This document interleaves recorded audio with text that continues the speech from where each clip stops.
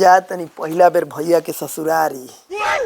रास्ता में जितना सार लोग की लोग कुल हित लोग से मजा लेते जाए। अभिषेक का हो तनी चिन्ह देबो घरवा छूट गेल मरते देखा है पहली बार। अरे रुका है तो से मजा लिहल जा। मर्दवा ते तू बेरा पहथियारे भुला जाला एकदम। बाबू से लुका के नु खानी। ए भैया ये कौन गांव हो? रणुआपुर। आई दादा रउआ कहाँ जाए के बा? हमारा भड़ुआपुर जाए के बा। बहुत सुंदर बहुत सुंदर। रउआ 3 किलोमीटर एकदम सीधे जाए के बा।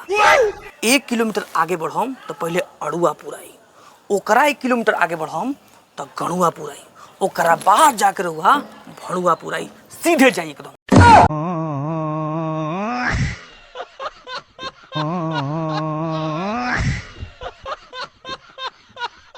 तरवा हम सोचने कि हम कनी से मजा ले, हितवा तो हमारे से मजा ले लिहन सो।